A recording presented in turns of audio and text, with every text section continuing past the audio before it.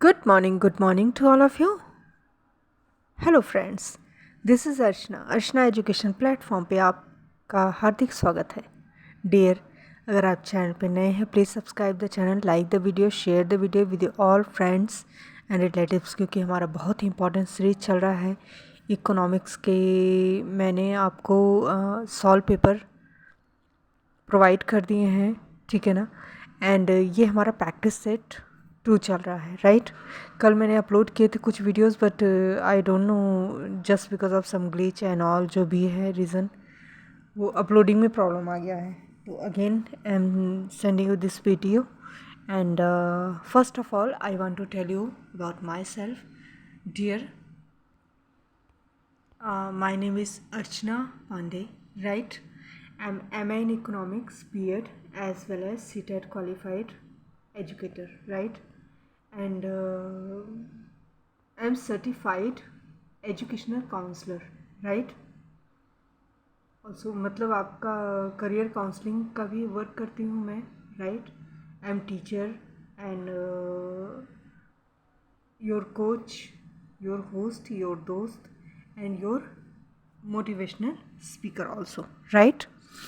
और अर्चना एजुकेशन एक ऐसा प्लेटफॉर्म है जो आपको प्रोवाइड कराता है A to Z play group to 12th class के सारे सब्जेक्ट के material completely free of cost and आपके all kind of competitive examinations, for example TGT, PGT, PRT, CTET, TET examination, super TET examination and all kind of state services and central government के services, right? and आपके yes of course UPSC, UPPSC, ऐसे all kind of state services के PCS examination, IS PCS examination, RO, ARO, all kind of services के लिए general study, right, जो आपका general study का paper होता है GS, उसके सब्जेक्ट मटेरियल सारे स्टडी मटेरियल प्रोवाइड कराता है। एंड यस ऑफ कोर्स, अगर आप चैनल पे नए हैं please subscribe the channel, like the video, share the video with all friends and relatives. And हमारे पेड बैच रन कर रहे हैं। If you are interested to join any paid batch kindly comment in comment box, right.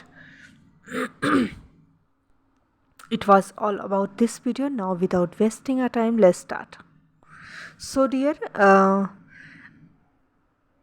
Start करते हैं। तरीका हमारा वही रहेगा। टोटल 125 क्वेश्चंस होंगे। मिनिमम टाइम में मैक्सिमम चीज़ें कवर की जाएंगी, राइट। आंतरिक मुद्रा क्या है? बैंकों द्वारा सृजित मुद्रा जो कि निजी क्षेत्र के व्यवहार से उत्पन्न होती है उसे हम जो है आंतरिक मुद्रा कहते हैं। निर्धनता का दुष्चक्र बचत की मांग और पूर्ति दोनों को प्रभावित करते हैं। इस विचार का आरंभ आर नर्क से हुआ था, राइट। कौन मौद्रिक नीति का उपाय नहीं है? साख जमा अनुपात मौद्रिक नीति का उपाय नहीं है। निम्नलिखित में से कौन रिजर्व मुद्रा आधार मुद्रा का अंग नहीं है? देश के केंद्रीय बैंक द्वारा सरकार को दिए गए ऋण। निम्नलिखित उपभोग फलनों में कौन सा प्रावेगिक फलन है? C1 equal to A plus CYT minus 1। सुमेलित कीजिए, यानी मैच करना है, राइट। तो मैं डायरेक्ट आंसर के साथ आऊँगी आपके। रोजगार गुणक है, तो रोजगार गुणक का कॉन्सेप्ट जो है कान ने दिया था, RF कान ने। तरलता जाल का कॉन्सेप्ट जो है गिन्स ने दिया था, JM गिन्स ने। सुपर गुणक, राइट, सुपर मल्टीप्लायर जिसे बोलते हो, JR हिक्स ने दिया था। मुद्रा की तटस्थता का विचार जो है पेटिंकिन ने दिया था, don पेटिंकिन, right.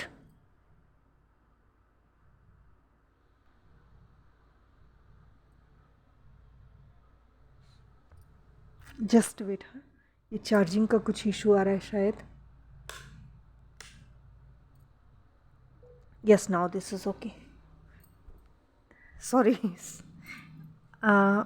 Then next question हमारा है क्वेश्चन नंबर 7, भारत में इस समय सबसे बड़ा राष्ट्रीयकृत बैंक कौन सा है? हमारा SBI। किसी देश के वस्तु उत्पादन तथा निर्यात हेतु निम्न उत्पाद दशाओं पर विचार कीजिए। तो ये आपका स्थिर अवसर लागत इसमें बोल रहा है, ध्यान से सुन लो। किसी देश की वस्तु उत्पादन एवं निर्यात हेतु निम्न उत्पाद दशाओं पर विचार कीजिए। कुछ उत्पादन की दशाएं दी गई हैं, उस पर विचार करना है। अब बोल रहा है, क्वेश्चन क्या पूछ रहा है इसको देख लीजिए। एक वस्तु के बनाने में पूर्ण विशिष्टीकरण किस में पॉसिबल है? तो पूर्ण विशिष्टीकरण बेटा आपका अवसर लागत, स्थिर अवसर लागत में पॉसिबल है और ह्रासमान अवसर लागत में पॉसिबल है, राइट। पूर्ण विशिष्टीकरण स्थिर अवसर लागत में पॉसिबल है और ह्रासमान अवसर लागत में पॉसिबल है, राइट। वृद्धिमान अवसर लागत में नहीं पॉसिबल है, राइट। कीन्स के अनुसार मौद्रिक नीति प्रभावी मांग को बढ़ाने में सफल नहीं हो पाती। क्यों? तरलता जाल के कारण। भविष्य के सौदों के भुगतान हेतु प्रयोग की जाने वाली विनिमय दर को, ठीक, क्या कहते हैं? वायदा दर। अंतर्राष्ट्रीय विकास संघ द्वारा विकासशील देशों की सहायता देने हेतु कौन सा परीक्षण प्रयुक्त नहीं किया जाता? निर्धनता परीक्षण।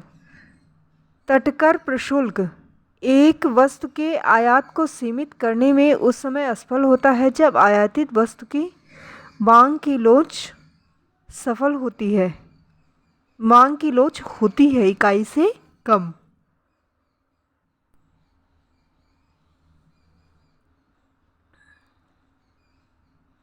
जर्मन अर्थशास्त्री वैगनर के अनुसार एक अच्छी कर प्रणाली वह है जो आय में असमानता को कम करती है। करदेय योग्यता यानी करदेय क्षमता की बात हो रही है, राइट।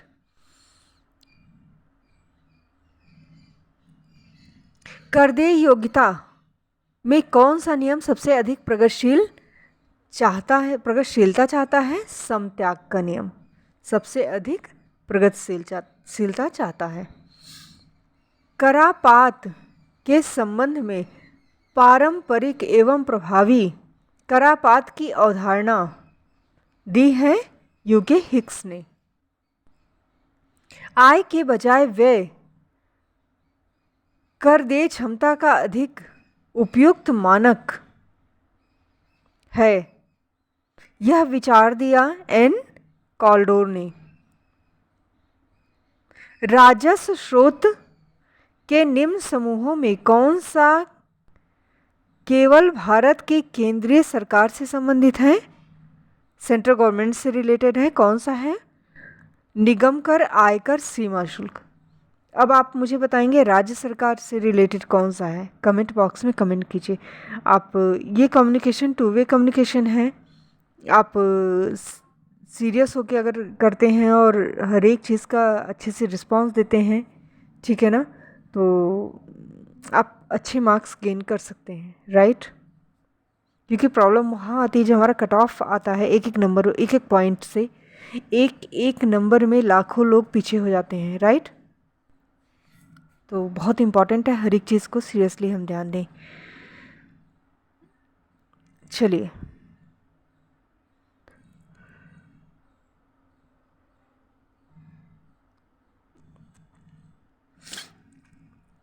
करदान क्षमता के बारे में कौन सा कथन सही नहीं है? इनकरेक्ट पूछ रहा है। तो सबसे पहले मैं करेक्ट बताती हूँ, फिर इनकरेक्ट बताती हूँ, राइट। करदान क्षमता आय संपत्ति के वितरण में असमानता, करदान क्षमता आय संपत्ति के वितरण में असमानता होने पर बढ़ती है। करदान क्षमता प्रगतिशील कर प्रणाली में अधिक होती है। करदान क्षमता स्फीति की स्थितियों में कम होती है, राइट। एक विकासशील अर्थव्यवस्था में करदान क्षमता बढ़ती जाती है, ये गलत है, ठीक। विकासशील अर्थव्यवस्था में करदान क्षमता बढ़ती जाती है, ये गलत बात है, ये रॉन्ग है। बाकी 3 ऑप्शन जो मैंने पढ़े आपके वो करेक्ट है। बिक्री कर का भार सेल टैक्स जो होता है हमारा, उसका भाग क्रेता और विक्रेता के बीच वस्तु पूर्ति और वस्तु की पूर्ति लोच और मांग लोच पर के अनुपात में बढ़ जाता है। फिर से सुन लीजिए, विक्री कर का भाग यानी सेल टैक्स का भार जो होता है, ठीक, क्रेता और विक्रेता के बीच वस्तु पूर्ति लोच और मांग लोच के अनुपात में बढ़ जाता है, राइट। राजकोषीय नीति के सभी विभिन्न उपायों के लिए अलग अलग विशिष्ट भूमिका है, अतः सभी उपायों को इस प्रकार संयोजित करना चाहिए जिससे राजकोषीय नीति के निर्धारित उद्देश्यों को यथासंभव प्राप्त किया जा सके। यह विचार कहा जाता है, इसे क्या बोलते हैं? क्रियात्मक वित्त। करापात के संबंध में कौन सा कथन सही है? करेक्ट ऑप्शन पूछ रहा है, तो मैं डायरेक्ट आंसर पे आती हूँ। आयात निर्यात करों के करापात का उत्पादन और प्रयोज्य के बीच बंटवारा उनकी मांग की लोच के अनुपात के विपरीत अनुपात में होता है। क्रियात्मक वित्त की अवधारणा दी है, किसने दी है? एपी लर्नर ने। जैसे जैसे हम एक सामान्य प्रस्ताव वक्र पर ऊपर की ओर चलते हैं, उसकी लोच घटती जाती है। निम्न में से किस अर्थशास्त्री ने व्यापार तटस्थता वक्र को प्रस्ताव वक्र के विभिन्न बिंदुओं के निर्धारण हेतु प्रयोग किया? जेम्स ई मीड ने। जे भगवती के दरिद्रीय जन्य विकास सिद्धांत का निष्कर्ष है, क्या निष्कर्ष है? निर्यात में होने वाली हर वृद्धि आर्थिक कल्याण में वृद्धि नहीं करती। फिर से सुन लीजिए, पॉइंट शुड बी नोटेड, क्योंकि कई बार ये क्वेश्चन आ चुका है जे भगवती का, बहुत ही इंपॉर्टेंट है, राइट। निर्यात में होने, जे भगवती का कहना था, सबसे पहले इन्होंने कौन सा सिद्धांत दिया था? दरिद्रीय जन विकास का सिद्धांत दिया था, ठीक है ना। इसमें इन्होंने कंक्लूजन निकाला, निष्कर्ष निकाला कि निर्यात में होने वाली, निर्यात माने एक्सपोर्ट में होने वाली हर वृद्धि, ठीक, आर्थिक कल्याण में वृद्धि नहीं करती, इन्होंने बताया, राइट। ज़रूरी नहीं कि एक्सपोर्ट में वृद्धि हो रही तो उससे हमारा वेलफेयर, इकोनॉमिक वेलफेयर में भी वृद्धि हो। हेक्सर ओलिन अंतर्राष्ट्रीय व्यापार मॉडल में व्यापार करने वाले देशों के उत्पादन में कार्यशील होता है स्थिर पैमाने का प्रतिफल नियम। विकासशील देशों को व्यापार शर्तों में गिरावट का सामना करना पड़ता है, सामना करना पड़ता है। यह विचार प्रोविस सिंगर ने दिया, ठीक। फिर से सुन लीजिए, क्योंकि मैं बार बार इसलिए बोल रही हूँ, जब कोई मॉडल का नाम आता है, कोई थियरी का नाम आता है, मैं बार बार इस रिवाइज कर रही हूँ क्योंकि आपका कॉन्सेप्ट क्लियर हो रहा है। वैसे बेटा एक मोस्ट इम्पॉर्टेंट इन्फॉर्मेशन है, हर एक चीज़ का हिंदी में भी इंग्लिश में भी मैंने कंप्लीट इकोनॉमिक्स आपको प्रोवाइड कर रखा है, प्लेलिस्ट बनाया हुआ है मैंने, राइट। आप चाहिए, कई सारे प्लेलिस्ट बनाए हैं, more than I think approximate 10 के लगभग तो होंगे ही होंगे, जहाँ तक मुझे लगता है। प्लेलिस्ट पे जाइए, देखिए, चैप्टर वाइज अच्छे से टॉपिक वाइज बना रखे हैं, उनको आप कीजिए, right. Even though economic current affair also, ये भी बना रखा है मैंने, राइट। आप प्लेलिस्ट पे जाइए, इकोनॉमिक्स के एक एक कॉन्सेप्ट को क्लियर कीजिए और यस अपना रिस्पांस दीजिए। जहाँ डाउट आता है आप कमेंट कीजिए, क्योंकि मैं तुरंत जो है आपको रिस्पांस दूंगी, राइट।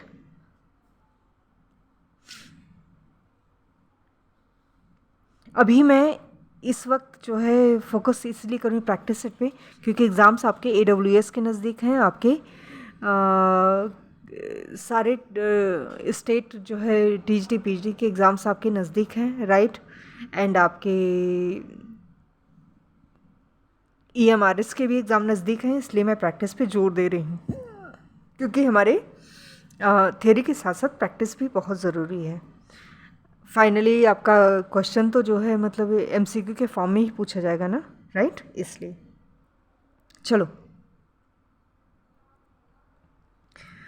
तो हेक्सर-ओलेन मॉडल में देशों के उत्पादन, हेक्सर-ओलेन अंतर्राष्ट्रीय मॉडल में व्यापार करने वाले देशों के उत्पादन में कार्यशील होता है स्थिर पैमाने का प्रतिफल, राइट। विकासशील देशों को व्यापार शर्तों में गिरावट का सामना करना पड़ता है, यह विचार सिंगर प्रॉविस ने दिया। अंतर्राष्ट्रीय मुद्रा कोष का विश्वास, अंतर्राष्ट्रीय मुद्रा कोष विश्वास करता है, किसमें विश्वास करता है? तैरती विनिमय दर में, राइट। निम्न में कौन सी व्यू नीति, राइट, भारतीय निर्यात व्यू नीति का क्षेत्र नहीं है, नहीं पूछ रहा है, याद रखो। पहले है को मैं बताती हूँ, फिर आपको फिर जो है रॉन्ग जो है, जो नहीं है उसको बताती हूँ मैं। तो विशिष्ट उत्पाद केंद्रित व्यू नीति, ये भारत निर्यात नीति है। 15x15 वस्तु व्यापार समूह, ये जो है आपका वस्तु बाजार व्यू नीति, ये आपका जो है भारतीय निर्यात की व्यू नीति है। लातिनी अमेरिका केंद्रित व्यू नीति, ये आपके भारतीय निर्यात की व्यू नीति है। लेकिन पूंजी वस्तु व्यू नीति, ये जो पूंजीगत वस्तु व्यू नीति, ये आपके भारतीय निर्यात की व्यू नीति नहीं है, राइट। सामाजिक द्वैत सिद्धांत, ये आपके J.H. बोयक ने दिया था। सामाजिक द्वैत का सिद्धांत J.H. बोयक ने दिया था। विकास की प्रक्रिया में परियोजनाओं के चुनाव के लिए काल श्रेणी के आधार पर प्रतिपादन किया A.K. सेन। विकास की प्रक्रिया में परियोजनाओं के चुनाव के लिए काल श्रेणी के आधार पर प्रतिपादन किया A.K. सेन। बाह्य बचतों की अवधारणा सर्वप्रथम प्रस्तुत की A. यंग ने। ध्यान से सुन लो, बाह्य बचत का कॉन्सेप्ट जो है A. यंग ने दिया था। कम आय वाले वे देश जो विकास नहीं कर रहे हैं की आर्थिक स्थिति को आभास स्थैतिक साम्य की स्थिति कहा गया H. लिविंगस्टीन द्वारा। मांग की पूरकता का आरंभ हुआ से के बाजार नियम से। अनेक विकासशील देश ऊंची बचत दर के बावजूद ऊंची सकल राष्ट्रीय आय की दर प्राप्त नहीं कर पाते हैं। इसका कारण है अस्थापना की कमी। कम आय वाले देशों में आर्थिक समृद्धि की समस्या आरंभ में उत्तेजक और आय अवसाद शक्तियों के बीच रस्साकसी का रूप ले लेती है। यह विचार H. लिविंगस्टीन का है। आर्थिक समृद्धि की प्रक्रिया असाम्य की प्रक्रिया होती है। निम्न में से कौन सा मॉडल ऐसा नहीं कहता? ध्यान से सुन लो मैं क्या बोल रही हूँ। ये असाम्य माने असंतुलन, ठीक ठीक। आर्थिक वृद्धि को असंतुलन से किसने रिलेटेड बताया, पहले मैं ये बताती हूँ। असंतुलित आर्थिक समृद्धि का विचार हेरोडोमर ने दिया था, शुम्पीटर ने दिया था और न्यो क्लासिकल मॉडल ने भी दिया था, लेकिन हिर्शमैन ने नहीं दिया था, ठीक। हिर्शमैन ने संतुलन का विचार दिया था, ठीक है। कम आय वाले और विकसित देशों में समग्र बचत प्रवृत्ति में अंतर का प्रमुख कारण इनमें लाभ आय अनुपात अंतर है। यह विचार किसका है? P.T. बोअर का है। जब किसी अर्थव्यवस्था में समृद्धि की दर बहुत तेज होती है, उत्पादक सोचते हैं कि उनको और तेजी से विकास करना चाहिए। यह विचार R.F. हैरोल्ड का है। निम्न समृद्धि मॉडल में कौन सा मॉडल जनसंख्या वृद्धि फलन को सम्मिलित करता है? तो आपका जनसंख्या वृद्धि, ठीक है ना। जनसंख्या वृद्धि फलन को कौन शामिल करता है? आपका क्लासिकल मॉडल शामिल करता है, हेरोडोमर मॉडल शामिल करता है और न्यो क्लासिकल मॉडल शामिल करता है, राइट। जब अर्थव्यवस्था में विकास की वास्तविक गति वांछनीय गति के बराबर होती है पर विकास की प्राकृतिक दर उससे अधिक होती है तो अनुप्रयुक्त उत्पादन क्षमता होती है, राइट। विकासशील देशों की अर्थव्यवस्था को अक्सर द्वैत अर्थव्यवस्था कहा जाता है। क्यों द्वैत अर्थव्यवस्था कहा जाता है? सामाजिक सांस्कृतिक अर्थ में, तकनीकी अर्थ में और आर्थिक अर्थ में। तो सामाजिक सांस्कृतिक, तकनीकी और आर्थिक अर्थ में, इन सभी अर्थों में जो है विकासशील देशों की अर्थव्यवस्था को अक्सर द्वैत अर्थव्यवस्था कहा जाता है। कम आय वाले देशों के असंगठित क्षेत्र में उपलब्ध अतिरिक्त श्रम संगठित क्षेत्र में पूंजी निर्माण की समस्या के निराकरण में सहायक होता है। इस विचार के आधार पर विकास मॉडल प्रस्तुत किया W.A. लुईस ने। कम आय वाले देशों के विकास में प्रदर्शन प्रभाव एक बाधा है। यह प्रभावित करता है उपभोग प्रवृत्ति को। भारत में सेवा कर लागू किया गया 1994-95 में। जो आपका सर्विस टैक्स जो है 1994-95 में लागू किया गया, ठीक। सेवा कर 1994-95। MRTP act 1969, MRTP act 1969, right. MRTP act 1969 को प्रस्तावित किया गया। कब किया गया? कॉम्पिटिशन एक्ट 2002 द्वारा। फिर से याद रिपीट कर रही हूँ मैं, ध्यान से सुन लीजिए। MRTP act 1969 was established in किसके द्वारा किया गया? तो जो है कॉम्पिटिशन एक्ट 2002 द्वारा, राइट, 2002 द्वारा। 10वीं पंचवर्षीय योजना, जिस क्षेत्र को सबसे ऊंची प्राथमिकता दी गई, 10वीं पंचवर्षीय योजना में किसको सबसे ज़्यादा प्राथमिकता दी गई? ऊर्जा को, एनर्जी को, राइट। निम्नलिखित में से कौन भारत में हाल के वर्षों में कुल मुद्रा स्टॉक M3 की समृद्धि में सबसे बड़ा भागीदार रहा? बैंकिंग क्षेत्र की कुल विदेशी परिसंपत्ति में परिवर्तन, जनता के प्रति सरकार की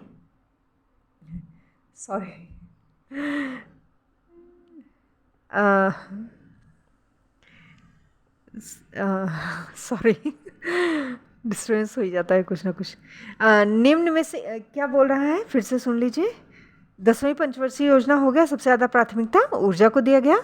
फिर हाल वर्षों में कुल मुद्रा स्टॉक यानी M3 की वृद्धि में सबसे बड़ा भागीदार कौन रहा? सबसे बड़ा भागीदार बैंकिंग क्षेत्र की कुल विदेशी परिसंपत्ति में परिवर्तन, राइट। भारतीय रिजर्व बैंक हाल के वर्षों में ब्याज दर को बहुत नीची रखा।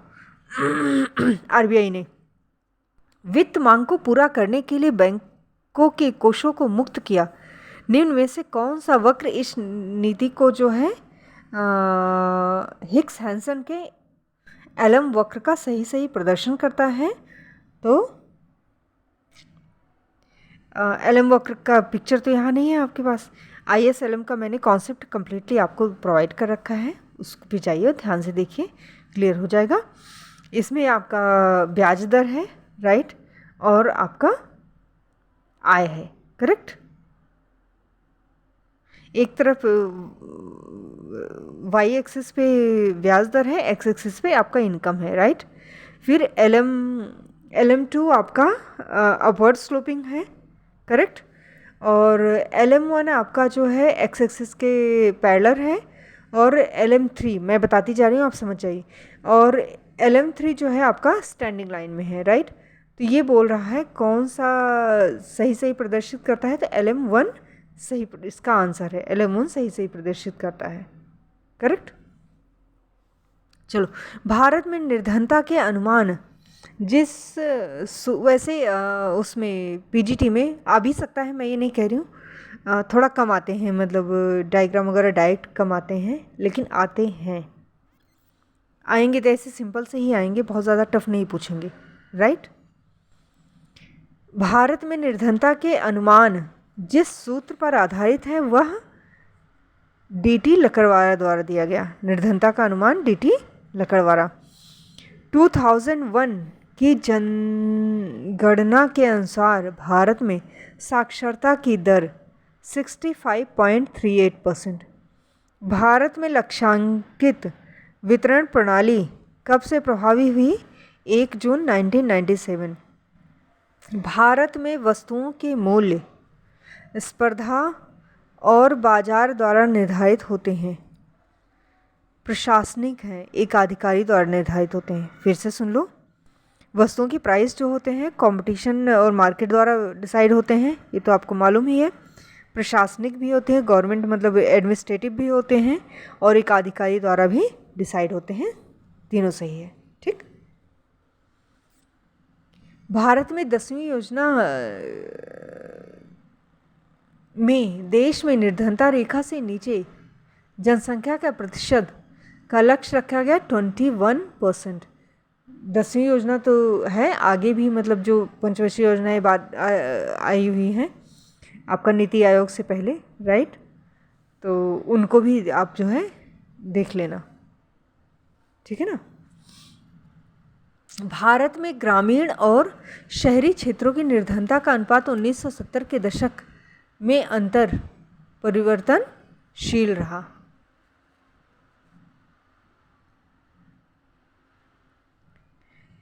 नवीं पंचवर्षीय योजना में शुद्ध राष्ट्रीय उत्पाद की औसत वार्षिक विकास की दर लगभग 5.5।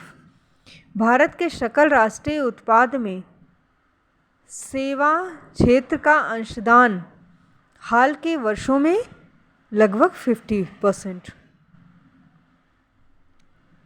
करंट का देख के जाना मेरा बच्चा, ठीक है ना।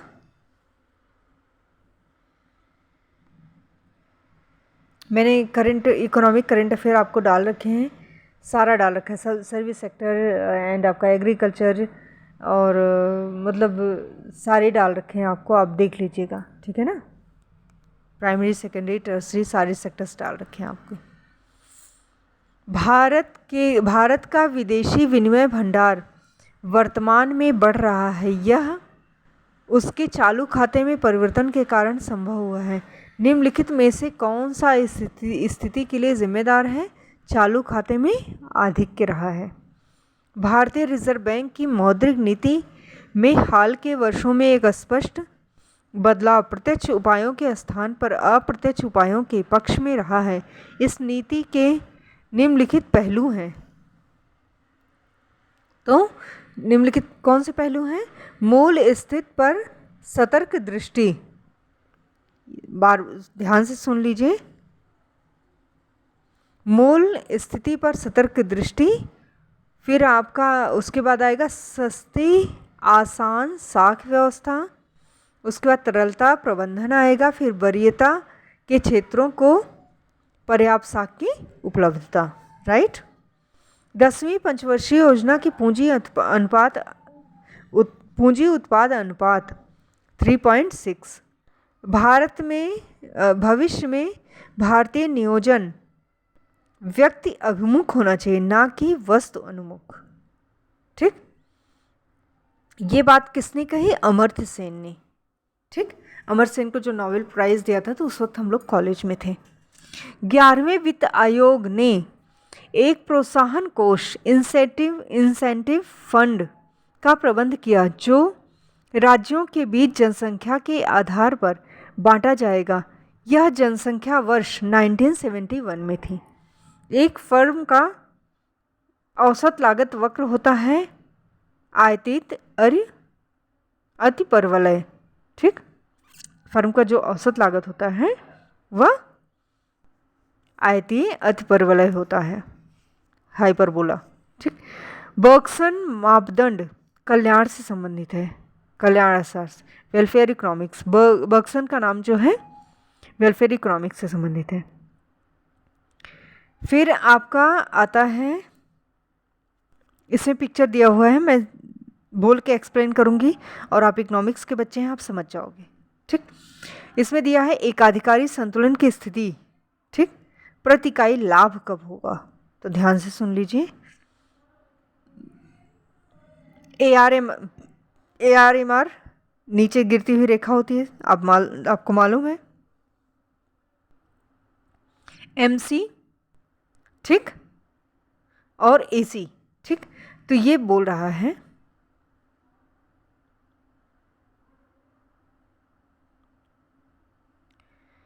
अब वाई एक्सिस पर आगत और जो है लागत और आगम है, एक्स एक्सिस पर आपका प्रोडक्शन है, उत्पादन है, राइट।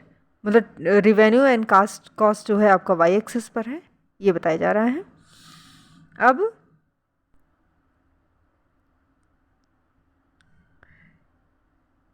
वाई एक्सिस पर R से Q पॉइंट पर, R टू Q जो है AR लाइन को टच करते हुए एक लाइन खींची जा रही है जो AC को भी टच कर रही है। ध्यान से सुन लो, ठीक है ना। अब ARMR, राइट, AR AC को टच करती हुई रेखा जो है, लाइन जो है, वो हमारी कौन सी है? QE, ठीक है ना।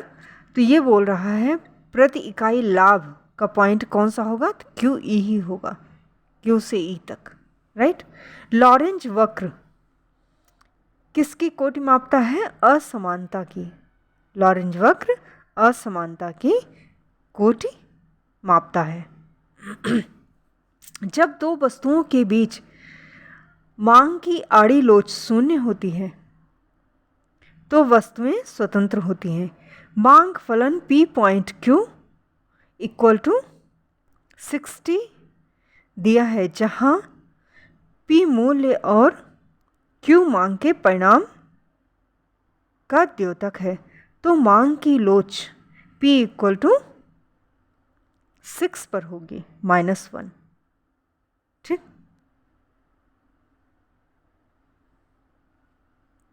एक उत्पादक का कुल लागत वक्र, टोटल आपका कॉस्ट कर्व, राइट, कुल लागत वक्र दिए गए चित्र में OT के द्वारा दिखाया गया है। अब ये चीज़ें आपको मैंने क्लियर कर दिया है, कॉस्ट वगैरह क्या होता है, तो पिक्चर्स अपने माइंड में इमेजिन कीजिए, ठीक है ना। क्योंकि ये सीरीज़ जो आपको दे रही हूँ ये डायरेक्ट मतलब मैं सिर्फ ओरल है, राइट, इसलिए जो है आप इमेजिन कीजिए। और आपको मालूम है आप इकोनॉमिक्स के हैं, PGT की तैयारी कर रहे हैं, तो आपका सारा कॉन्सेप्ट क्लियर है, ये सोच के चल रहे हैं, सिर्फ प्रैक्टिस सेट है। इसलिए मेरा मकसद ये है कि लास्ट पॉइंट पर आप जस्ट वीडियो लगा के सुनते जाइए, रिकॉल करते जाइए, बस, ठीक। तो आपका कुल लागत वक्र दिया है, टोटल कॉस्ट वक्र दिया गया है। उत्पादन बढ़ने पर सीमांत लागत क्या होगी? पहले बढ़ेगी, नेचुरल सी बात है। सीमांत लागत पहले बढ़ती है फिर घटेगी, राइट। निम्न में से फिर आ गया ABCDEF, 3 मांग वक्र हैं, 3 डिमांड कर्व हैं, राइट। तो AB इक्वल टू CD, इन वक्रों पर विभिन्न बिंदुओं पर मांग की लोच की तुलना की जाती है। कौन सा करेक्ट नहीं है बोल रहा है, तो मैं पढ़ रही हूँ, आप सुन लीजिए, ठीक है ना। तो आपका EF वक्र पर 0.3 पर लोच मोर देन EF वक्र पर 0.4 पर लोच। सेकंड है आपका AB वक्र पर 0.3 पर लोच ग्रेटर देन EF वक्र पर 0.3 पर लोच। A पर लोच ग्रेटर देन C पर लोच, ठीक। ये तीनों सही हैं। इनकरेक्ट कौन सा है? 0.1 पर लोच 0.2 पर लोच के इक्वल है, ये गलत है। अच्छा, नमक एक आवश्यकता है, मालूम है, सबको पता है। इसकी मांग की लोच जो है, इलास्टिसिटी ऑफ डिमांड, ये जो इनइलास्टिक होती हैं, बेलोचदार होती हैं। तो ये बोल रहा है, ये जो है मतलब आपका कथन है और कारण है, राइट। स्टेटमेंट है और इसका जो है रीज़न है, राइट। तो मैं सीधा आंसर ही बता रही हूँ, दोनों ही सही है। भाई नमक आवश्यक है, नेचुरल सी बात है, इसकी मांग भी बेरोजगार होती है। और आर ए की सही व्याख्या भी, एक्सप्लेनेशन भी करता है, एक्सप्लेन करता है सही से। बाजार संतुलन के स्थायित्व के लिए यह आवश्यक है कि मांग वक्र का ढाल पूर्ति वक्र के ढाल के बराबर हो। तटस्थता वक्र ऊपर को उठता हुआ होगा जब विकल्प प्रतिभूतियों से प्राप्त आय और जोखिम के बीच है। निम्न में से कौन सा कथन सही है? तो जब सीमांत उत्पादकता गिरती है तो औसत उत्पादकता भी गिर सकती है और गिर नहीं भी सकती। कॉब डगलस उत्पादन फलन Q equal to KL A के बी के लिए निम्न में से कौन सा युग्म सही है? तो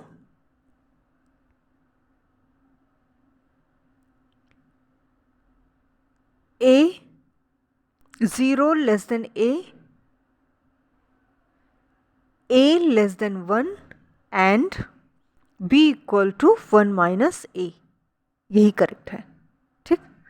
मुद्रास्फीति का अनुकूल प्रभाव किस पर पड़ता है? ऋणी पर, जो लोन लेता है उस पर पड़ता है।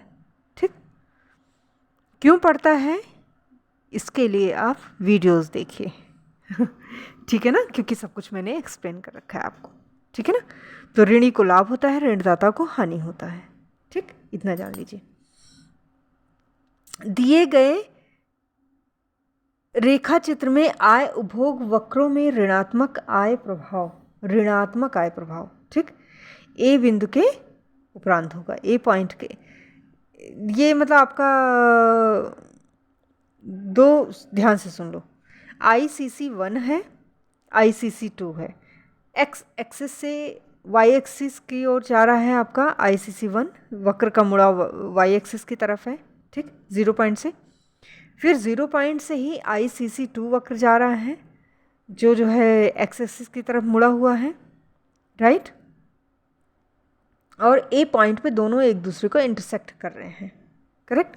तो ऋणात्मक आय प्रभाव कहाँ होगा? ए पॉइंट पर ही होगा, जहाँ दोनों एक दूसरे को काटें उसके बाद होगा, करेक्ट।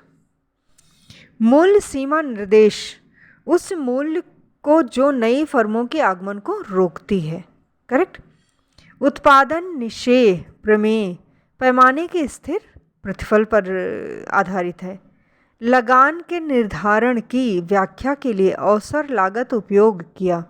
जे रॉबिन्सन ने। ब्याज विशुद्ध मौद्रिक तत्व है, JM किन्स ने बताया।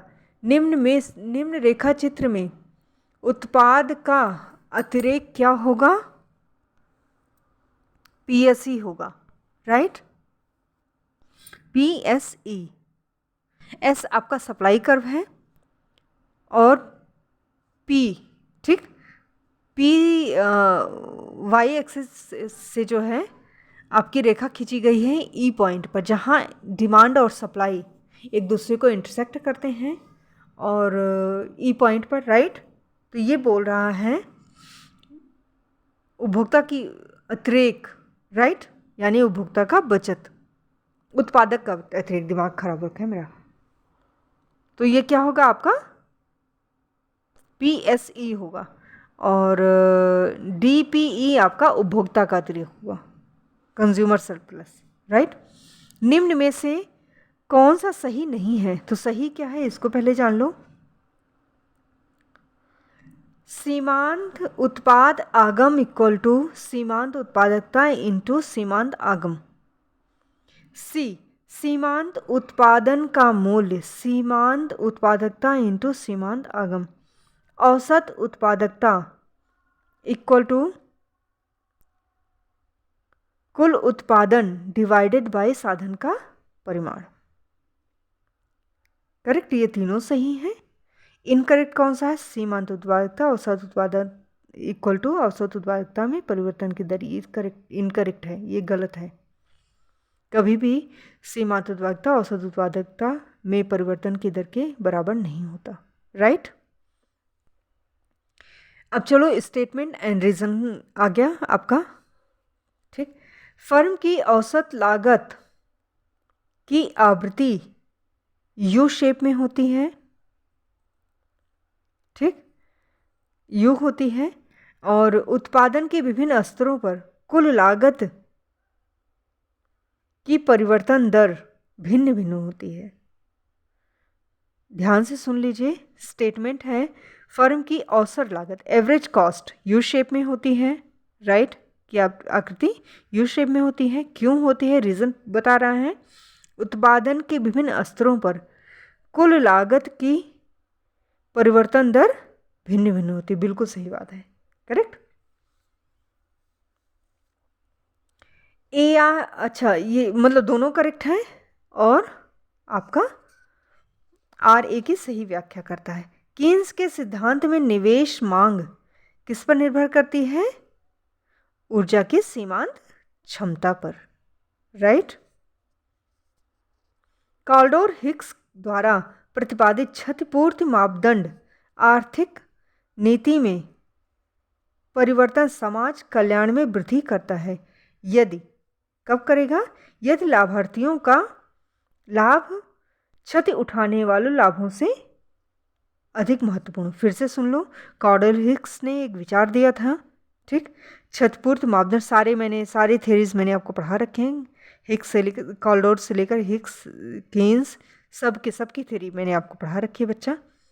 आप प्लीज़ ज़रूर आप चैनल पे आप विज़िट कीजिए और वीडियोस देखिए, क्योंकि काफ़ी आराम से अच्छे से मैंने बताया हुआ है, राइट।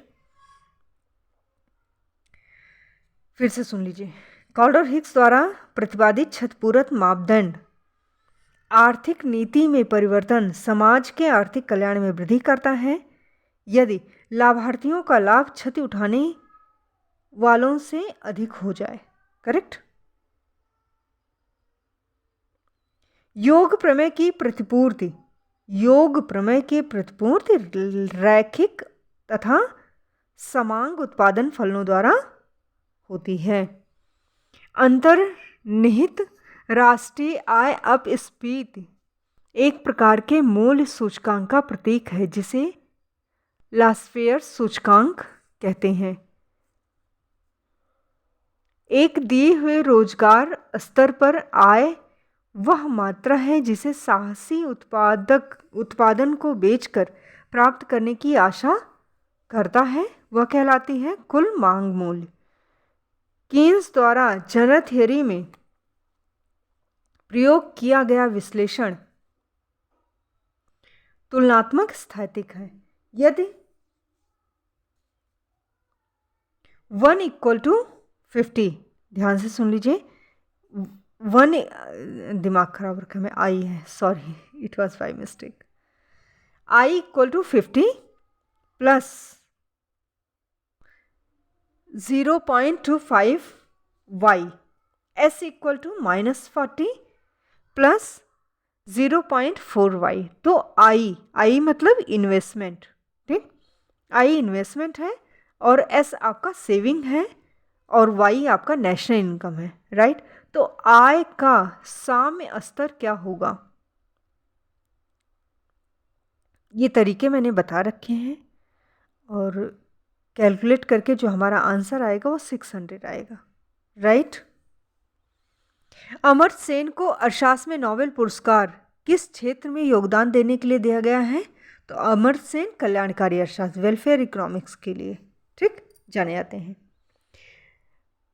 उत्पादन के साधनों के छाया मूल्य होते हैं। उत्पादन के साधनों के छाया मूल्य जो है उत्पादन के अनुमानित दुर्लभता मूल्य, उनकी अनुमानित औसत लागत और उनकी सीमांत उत्पादकता तीनों होते हैं, करेक्ट। बाजार की क्रियाशीलता कीन्स के सिद्धांत में विचार नहीं किया गया। मतलब कीन्स के सिद्धांत में बाजार की क्रियाशीलता का विचार नहीं किया गया। किस बाजार का? वस्तु बाजार का। इन्होंने श्रम बाजार पर ध्यान दिया, मुद्रा बाजार पर ध्यान दिया और बॉन्ड बाजार पर ध्यान दिया। मुद्रास्फीति के बारे में कौन सा विचार कीन्स का विचार है? तो मुद्रा में स्फीतिक मांग में विस्तार, ठीक, स्फीति मांग में विस्तार उत्पन्न होती है जब श्रम की कमी होती है और पर पूंजी सुलभ होती है।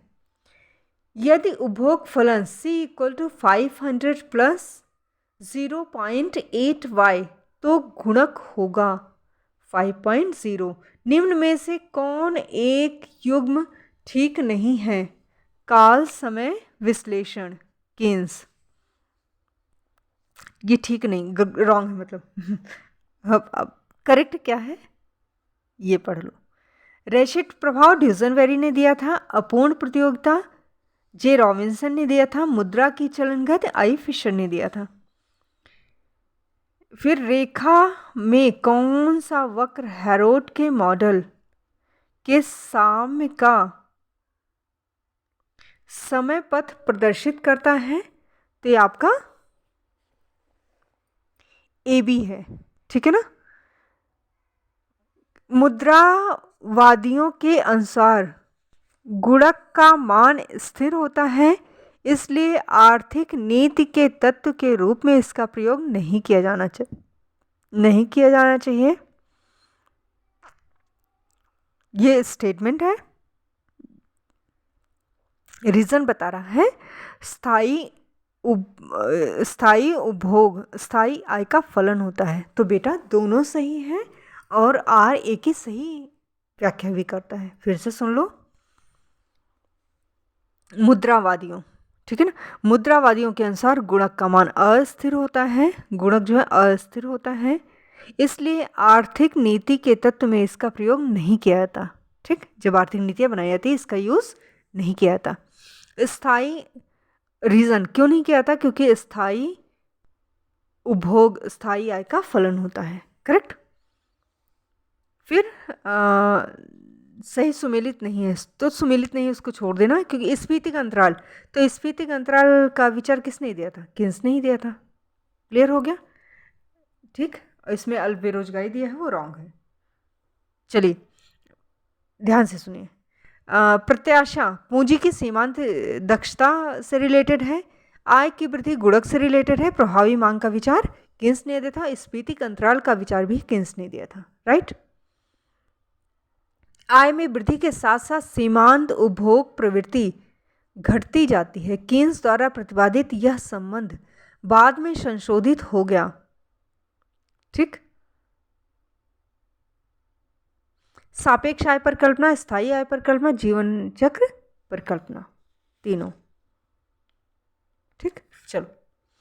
केवल एक विशिष्ट उपयोग में आने वाले साधन की अवसर लागत शून्य होती है। केवल एक विशिष्ट उपयोग में आने वाली साधन की अवसर लागत शून्य होती है। यदि मौद्रिक राष्ट्रीय आय में वृद्धि हो जाए पर मुद्रा के परिमाण में कोई परिवर्तन न हो तो ब्याज की दर बढ़ेगी। निम्न में से किस अर्थशास्त्री ने वास्तविक शेष प्रभाव का प्रयोग नहीं किया? तो किसने नहीं किया? किन्स ने। ISLM, ठीक, ISLM विश्लेषण में तरलता की मांग बढ़ जाए तो क्या होगा? LM वक्र का वह भाग जो दाईं ओर को उठता हुआ होता है बाईं ओर खिसक जाएगा। समझ में आया? ISLM आपको पिक्चर आ गया आपके दिमाग में, क्योंकि ये सारे कॉन्सेप्ट मैंने क्लियर कर रखे हैं और आप सेल्फ स्टडी भी कर रहे हो तब भी आपका ये कॉन्सेप्ट क्लियर है, ये सोच के हम चल रहे हैं, क्योंकि ये प्रैक्टिस सेट है। राइट। तो ISLM का कर्व आपने जो है मतलब आपके सामने पिक्चर आ गया उसका, राइट, डायग्राम आ गया। ये बोल रहा है ISLM का विश्लेषण में तरलता की मांग अगर बढ़ जाए तो क्या होगा? तो LM का वह भाग जो दाईं ओर को उठता हुआ होता है वह बाईं ओर खिसक जाएगा। करेक्ट। चलो। किस अर्थशास्त्री ने केन्स के अल्प समग्र मांग के विचार का पूर्वानुमान किया? थॉमस रॉबर्ट मार्शल ने। रोजगार के स्वाभाविक स्तर का उल्लेख किया? AC पीगू ने। निम्न में से कौन मार्शल का दिया नहीं है तो संपत्ति का प्रभाव मार्शल का दिया हुआ नहीं है। मार्शल ने कौन सा दिया था ये समझ लो। उपभोक्ता की बचत की अवधारणा दी थी, बाह्य बचत दी थी, और मूल निर्धारण सिद्धांत में समय तत्व की भूमिका, इसका विचार दिया था। कीन्स के सिद्धांत प्रत्याशाओं की भूमिका निर्धारण में कौन सी चीजें आती हैं? मुद्रा के सट्टे की मांग आती है और निवेश मांग आते हैं, राइट। कीन्स की जनरल थियरी सामान्य सिद्धांत नहीं है, यह एक विशेष सिद्धांत है। यह विचार आरएफ हैरोल्ड ने दिया। कीन्स ने से के बाजार नियम को अवास्तविक बताया। आधुनिक अर्थशास्त्रियों ने इसकी सत्यता का उल्लेख किया और इसके उपयोग के लिए तर्क दिया। निम्न में से कौन अर्थशास्त्री आधुनिक अर्थशास्त्री की इस राय से सहमत नहीं है? हर्शमैन इससे सहमत नहीं है, राइट। एग्री कौन से हैं इस विचार से? फिर से मेरी बात को सुन लो। कीन्स ने से के विचार, से का बाजार का नियम आपको मालूम है, supply creates it's on demand, right. इस विचार का खंडन किया इन्होंने। आधुनिक अर्थशास्त्रियों ने इसकी सत्यता का उल्लेख किया, ठीक, इसके उपयोग के लिए तर्क दिया। निम्न में से कौन शास्त्री आधुनिक अर्थशास्त्रियों की राय से सहमत नहीं है? तो हर्शमैन इससे सहमत नहीं है। सहमत कौन से हैं? तो ये देख लो, नर्क से लिविंगस्टेन, रोइंस्टेन, रोडान, ये जो है इससे सहमत है, राइट। स्फीति की दर और बेरोजगारी के प्रतिशत में जो फिलिप्स वक्र बताता है में अंतर आ जाता है। तो किस अंतर जो है आता है? दीर्घकाल में आता है, प्रत्याशाओं के कारण आता है, और नीति में परिवर्तन के कारण आता है। तीनों परिस्थितियों में जो है स्फीति दर और बेरोजगारी के संबंध में जो फिलिप्स वक्र बताता है उसमें अंतर आता है दीर्घकाल में, प्रत्याशाओं के कारण और नीति में परिवर्तन के कारण। मुद्रा महत्वपूर्ण है पर कभी कभी यह प्रभावी नहीं हो पाता, यह विचार कीन्स का है। मुद्रा की समग्र मांग संपत्ति को विभिन्न प्रकार की संपत्तियों में बांटने का नतीजा है। यह विचार किसने दिया? एम फ्रीडमैन ने दिया। निम्नलिखित में से कौन निकटतम मुद्रा कही जा सकती है? नाम जमा कार्ड। वर्तमान अर्थ में मुद्रावाद का विचार 1950 के दशक और उसके बाद स्थापित समष्टि आर्थिक सिद्धांत का विस्तार, ठीक। संरचनात्मक स्फीति उत्पन्न होती है, किस कारण से उत्पन्न होती है? सीधा आंसर पे आते हैं, पूरक उत्पादन के साधनों की कमी के कारण और व्यय में वृद्धि के कारण, राइट। यूरो के वर्तमान विनिमय मूल्य के बारे में कौन सा कथन सही नहीं है? तो सही क्या है पहले ये जान लो, फिर से क्वेश्चन सुन लो।